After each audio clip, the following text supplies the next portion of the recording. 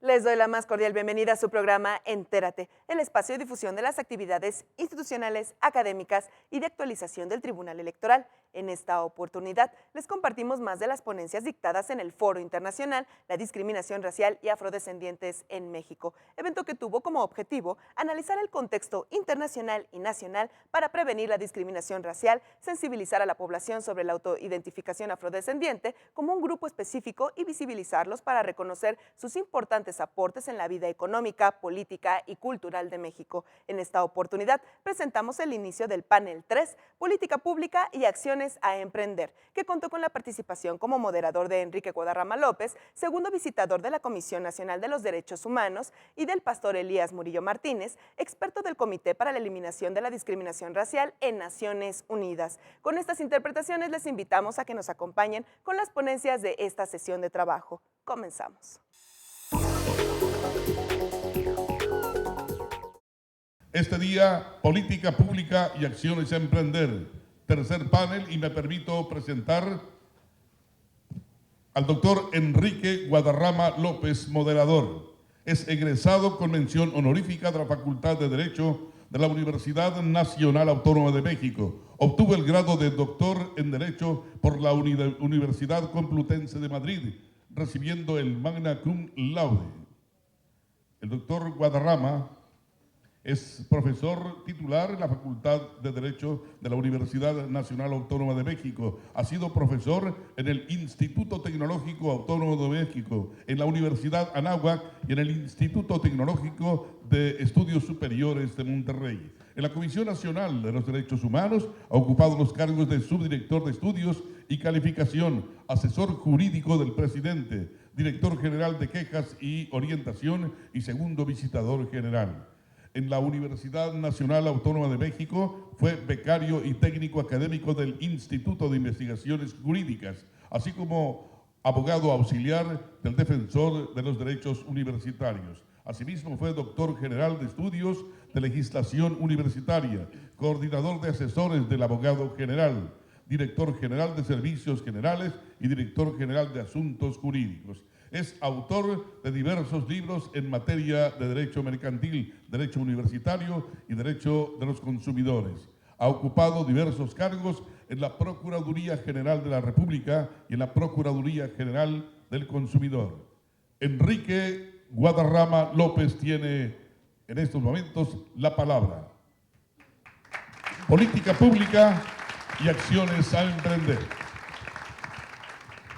Muy buenos días, sean todos ustedes bienvenidos a la tercera mesa del Foro Internacional, Discriminación Racial y Afrodescendientes en México. Vamos a iniciar, vamos a hacer unos señalamientos previos, como fue el esquema de trabajo del día de ayer, en donde iré dando la palabra a cada uno de nuestros panelistas y por ahí les pasarán a ustedes tarjetitas para las preguntas o las inquietudes que ustedes tengan y que al final las vamos a desahogar. Les pedimos que, además de la pregunta en concreto, señalen a quién va dirigida para que sea más fácil, tengamos orden en las respuestas. Si por alguna circunstancia, porque el día de ayer fue muy rico y hubo una gran participación, si por alguna circunstancia alguna de las preguntas quedaron por ahí pendientes por el tema del tiempo, evidentemente la respuesta se les haría llegar vía electrónica. De tal suerte que vamos a arrancar dándole en primer lugar la palabra al experto pastor Elías Murillo Martínez.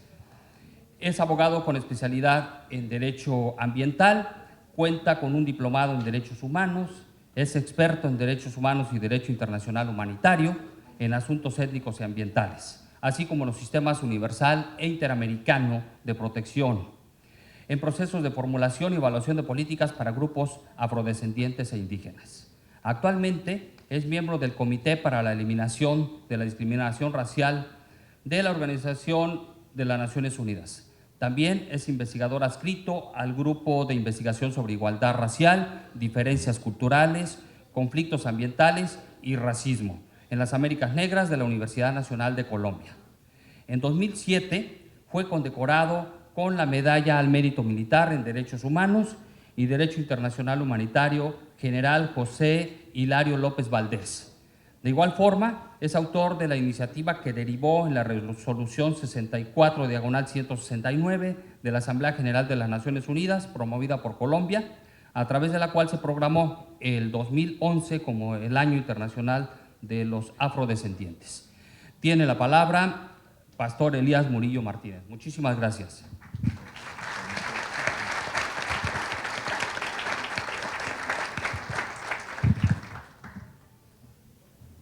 Buenos días. Para mí es un gran placer y un gran honor estar en este importante evento. Lo tercero que quiero señalar es que, bueno, yo soy pastor, pero de nombre, no tengo ningún rebaño. Digo lo tercero porque lo segundo es agradecer a las distinguidas autoridades de México por esta amable invitación, en particular a la Comisión Nacional de Derechos Humanos y a las autoridades estatales. Voy a dividir mi exposición en dos segmentos, si me lo permiten. En un primer momento voy a aportar algunos elementos contextuales y de antecedentes del Decenio Internacional de los Afrodescendientes, y en otro segundo momento, ya más inscrito en el ámbito de las políticas públicas, trataré de concentrarme en una pregunta que creo que gravita alrededor de este tema, y es ¿qué hacer para que el Decenio Internacional de los Pueblos Afrodescendientes sea efectivo?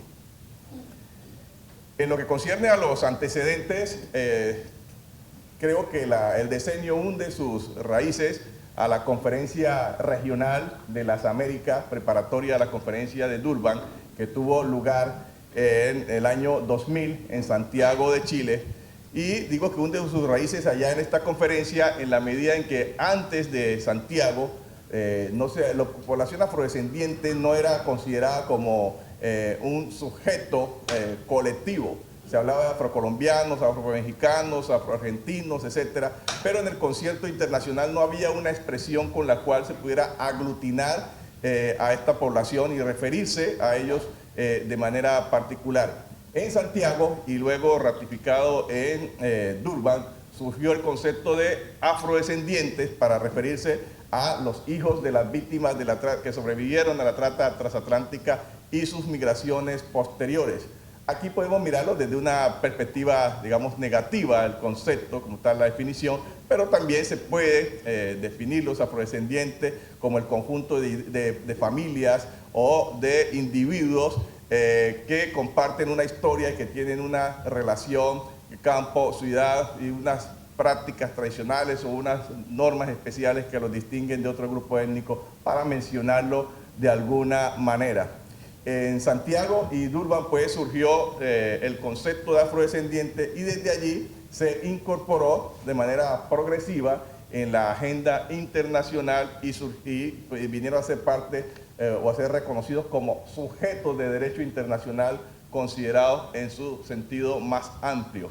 Este es uno de los antecedentes que queremos destacar. De otro lado, pero hay que tener en cuenta que mucho atrás también nuestros países en la región de las Américas, en los últimos 30 años, 35 años, han venido evolucionando de manera positiva a un proceso de democratización de las naciones en la región o de profundización de las democracias, que ha derivado igualmente en unos cambios constitucionales donde el reconocimiento de la diversidad y de la diferencia se ha ido filtrando en las constituciones políticas de los países de la región, al punto de que hoy se habla de una suerte de constitucionalismo de la diversidad. Esto es de la mayor importancia porque antes de esta coyuntura teníamos constituciones, catálogos constitucionales en la región que señalaban de manera expresa que eran países de una sola lengua, de una sola raza, de una sola religión, etc. De modo que este giro constitucional ha abierto un ámbito de la mayor importancia, que ha favorecido que colectivos como los pueblos afrodescendientes y los pueblos indígenas puedan emerger y ser, insisto, sujetos ya claramente identificados. De igual manera, tiene implicaciones en este proceso procesos de internacionalización de las economías en la región. Y digo esto porque, por ejemplo, en el caso de Colombia y en el caso de la región andina en general, la coyuntura de la negociación del Tratado de Libre Comercio entre Colombia y Estados Unidos tuvo implicaciones importantes también en el proceso de visibilización de la población afrodescendiente. Otro aspecto, otro hito importante de implicación en esta coyuntura tiene que ver con el proceso de incorporación de la cuestión de los afrodescendientes en los sistemas de estadísticas públicas y de una manera más particular en los censos. Hoy, a la fecha, ya más de 15 países en la región han incorporado el concepto de afrodescendiente en sus censos y en otros instrumentos de captación estadística. Y desde luego el efecto Evo y el efecto Obama también han tenido implicación en la coyuntura que nos ocupa en este momento. En ese contexto observamos que en las Américas se ha hecho visible de manera progresiva la presencia de la población afrodescendiente, al punto de que las estadísticas públicas hoy dan cuenta de la existencia de un tercio de la población de la región que se autodefine como afrodescendiente, es decir, alrededor de 200 millones de personas, de los cuales poco más de 100 millones se encuentran en Brasil. Brasil es el país con la comunidad afrodescendiente más grande fuera del África, incluso si se compara con el África, solo superada por Nigeria, y estados con una población de alrededor de, insisto, unos 100 millones, de los cuales en el censo del 2010, 96.7% millones de personas se autorreconocieron como afrodescendientes, esto es más del 51% del total de su población. Estados Unidos, que alberga la segunda comunidad afrodescendiente más grande en la región, de ellos 39.9 millones se fueron autorreconocidos como tales en el censo de 2010, hoy estimado en una población de unos 45 millones de personas de los 300 y tantos millones que tiene este país, son 60 millones de habitantes. Y Colombia alberga la tercera comunidad afrodescendiente más grande de la región, una población estimada en 12 millones de personas, de los cuales cerca de 4.5 millones se autorreconocieron como tal en el censo de 2005. Siguen países como Haití, con más de 10 millones de personas, de los cuales más del 95%, por supuesto, es población afrodescendiente, para señalar algunas cifras. Pero evidentemente otro de los elementos, de las circunstancias que se ha puesto sobre la mesa a partir de este proceso de incorporación de la población afrodescendiente en la estadística pública es las circunstancias particulares, las condiciones asimétricas en que se encuentra la población afrodescendiente con respecto a los promedios de las poblaciones nacionales en los distintos países, incluso en Estados Unidos, donde por supuesto se han alcanzado unos niveles de desarrollo más elevados.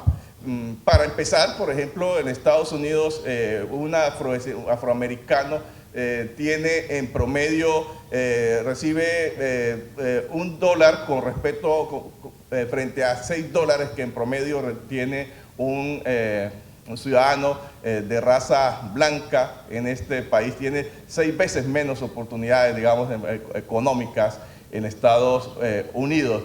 La participación desde el punto de vista de los altos cargos del Estado, haciendo abstracción de la presidencia, es del orden del 7% frente al 18% de la población blanca.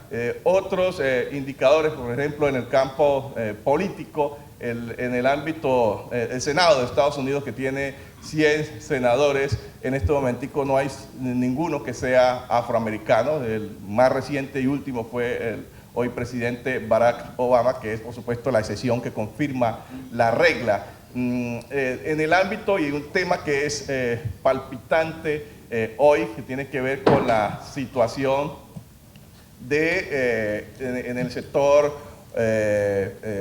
policial, digamos, o el uso del perfil racial en Estados Unidos, está asociado a la situación criminal en general del país, donde la población afroamericana, que es del 13.5%, está representada en el sistema carcelario en un 42%, insisto, pese a ser apenas el 13.5% de la población. Un afroamericano recibe en promedio 20 años más de una condena penal, es 20 años más condenado y tiene en promedio unas 6 veces mayor probabilidad de ser condenado penalmente con respecto a un hombre blanco. De hecho, en los últimos años se ha venido documentando lo concerniente a la circunstancia de la pena de muerte, la aplicación de la pena de muerte en los casos que se ha identificado población inocente, más o menos desde 1973, quizás hacia acá más de 165 personas han sido declarados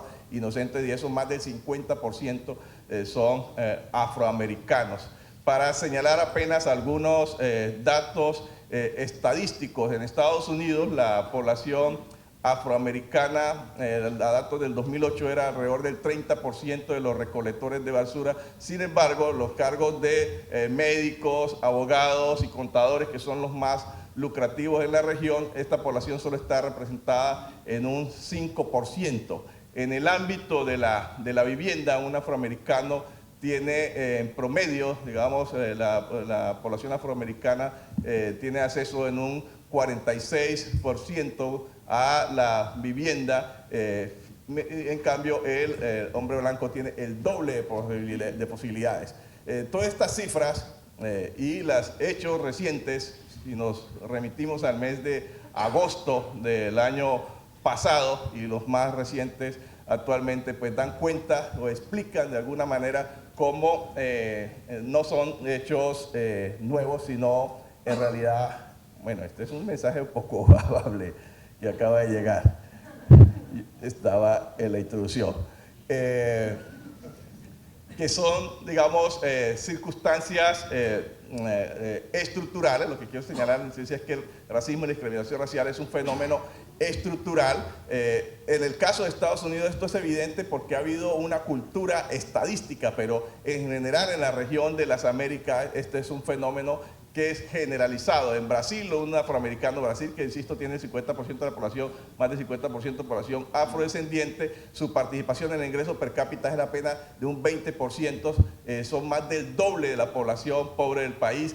De los 513 representantes a la Cámara, solo 43 son afrodescendientes. De los 81 senadores que existen en Brasil, solo uno es afrodescendiente. De los 9 magistrados, solo uno es afrodescendiente. De los 36 ministros que existen al 2014, solo uno era afrodescendiente, y creo que la situación no ha variado.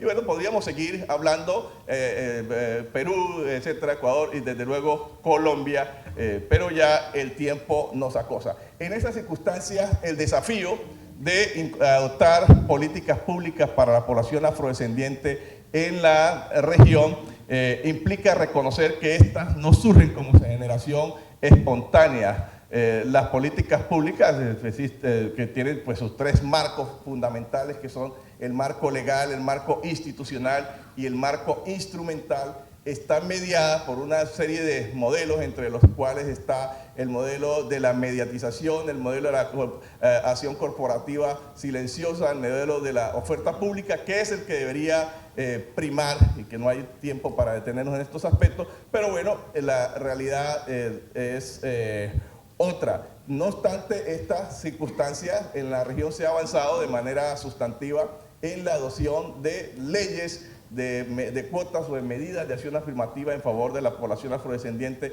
Brasil ha avanzado en esta dirección. En el caso de Colombia existe un catálogo legal importante que alcanza la ley 70 de 1993 y que hoy en el caso de Ecuador existe lo propio, que cuentan con circunscripciones especiales de comunidades negras, tanto para acceso a la Cámara como para el acceso a la educación superior. En general, en materia de acceso a la educación superior, la población afrodescendiente en la región registra un déficit de 8 puntos con respecto al promedio de la situación de la población general, y lo propio en materia de esperanza de vida. La esperanza de vida, por ejemplo, un niño afrocolombiano tiene 10 veces mayores posibilidades de morir que un niño no afrocolombiano. Y este es el promedio general, digamos, la esperanza de vida de un afrodescendiente, incluso en Estados Unidos está en promedio 8 años por debajo de los promedios nacionales, y si se miran en áreas ya donde está la población localizada, más focalizada, los datos son mucho más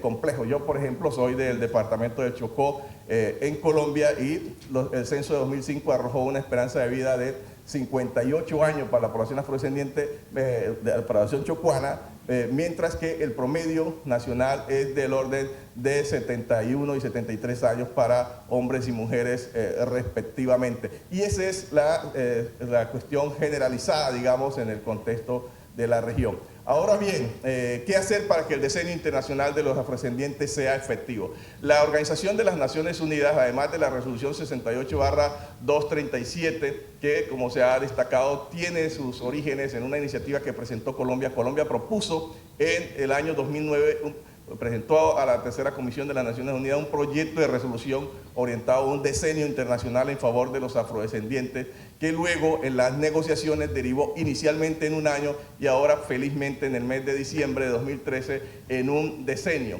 Adicional a esta resolución del decenio, la Organización de las Naciones Unidas adoptó la resolución 69/16 de 2014, mediante la cual se adoptó un plan de acción bajo este marco de reconocimiento, justicia y desarrollo para los afrodescendientes, que incluye un conjunto de acciones, entre ellas 5 conferencias regionales de manera bianuales en los decenios, que permitirán avanzar en algunas estrategias importantes, incluida la posibilidad de una declaración sobre los derechos de los afrodescendientes que tuvimos ocasión de promover desde el Comité para la Eliminación de la Discriminación Racial, entre otras acciones. Colombia lanzó, al igual que ya lo he hecho antes, Costa Rica, y hoy felizmente lo hace aquí en este momento México, y lo han hecho otros países, lo que demuestra también el crecimiento de la conciencia colectiva y el compromiso de los estados en esta dirección. Colombia lanzó el Decenio Internacional de los Afrodescendientes el pasado 21 de mayo,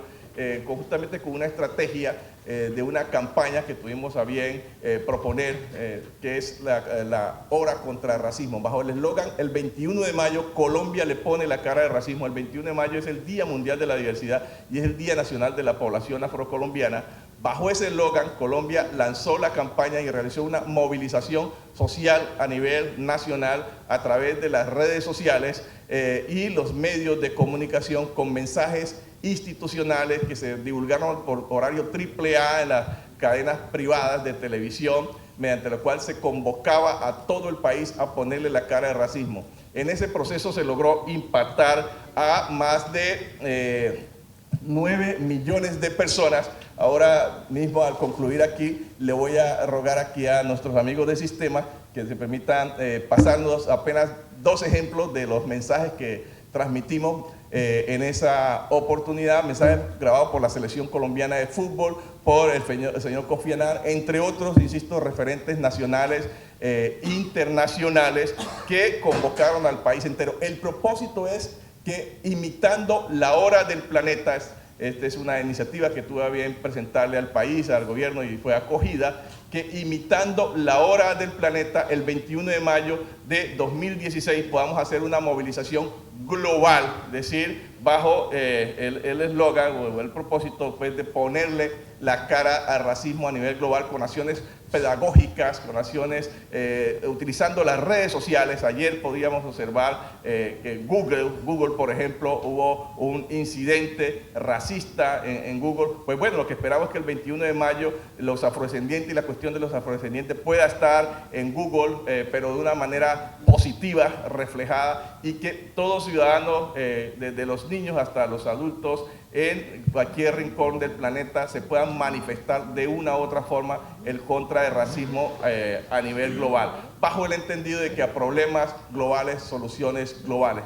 Yo le pido entonces que pasen este video y les agradezco mucho su atención. También ponemos a disposición allí un link que tiene que ver con un curso de capacitación en línea que estamos justamente lanzando en el marco de este decenio, desde el 21 de mayo, que tiene que ver o que habla sobre los orígenes y las consecuencias del racismo y la discriminación racial, y que próximamente a instancias de una directiva de la Presidencia de la República, la cual se va a instar a todos los servidores públicos a que tomen este curso y se le va a dar incentivo a los servidores públicos, permisos, etcétera. Eventualmente será un requerimiento para el ascenso a cargos públicos, puedan conocer sobre la historia y tener una visión constructiva y equitativa de la población afrodescendiente y de los desafíos que se enfrentan en materia de racismo y discriminación racial.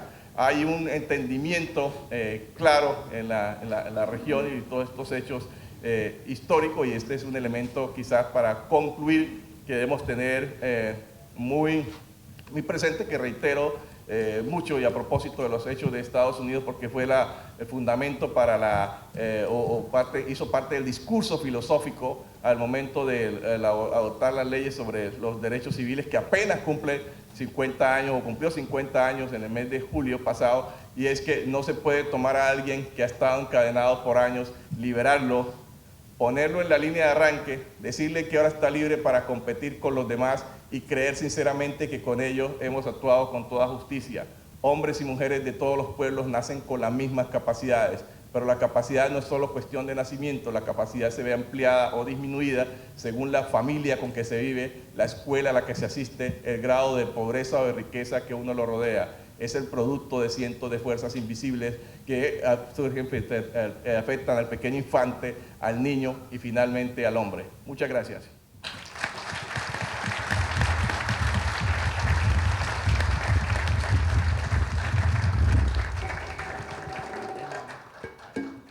El 21 de mayo yo le pondré la cara al racismo. Yo también pondré la cara. Y yo. Y nosotros. Y yo. Y él. Y yo también. Y este man también. Claro, yo y él. ¿Y usted no? Todos pondremos la cara.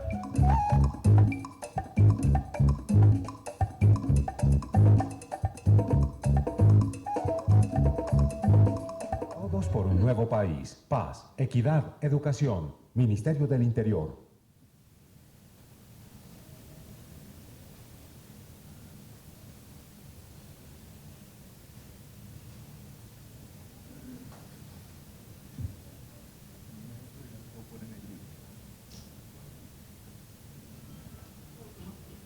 Parece que viene otro más. Sí.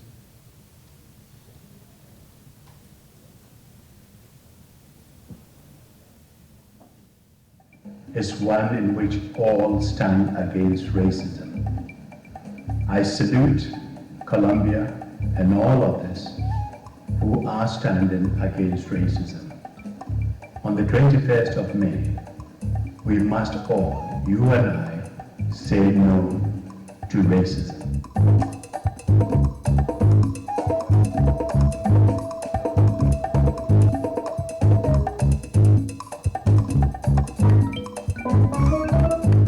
Todos por un nuevo país. Paz, equidad, educación. Ministerio del Interior. Pues muchísimas gracias van a poner un link del curso.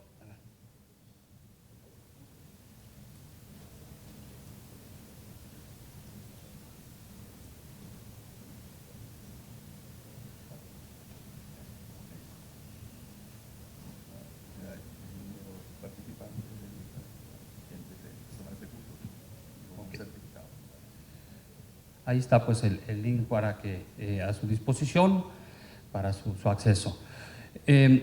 Pues el tiempo es cruel en eventos como estos y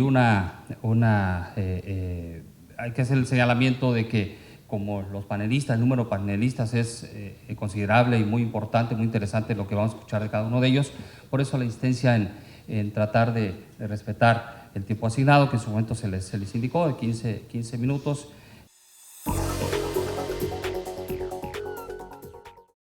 Los esperamos en una próxima emisión de Entérate, solo por Plataforma Electoral, el canal de televisión por internet del Tribunal Electoral del Poder Judicial de la Federación. Soy Roxana Noriega, hasta la próxima.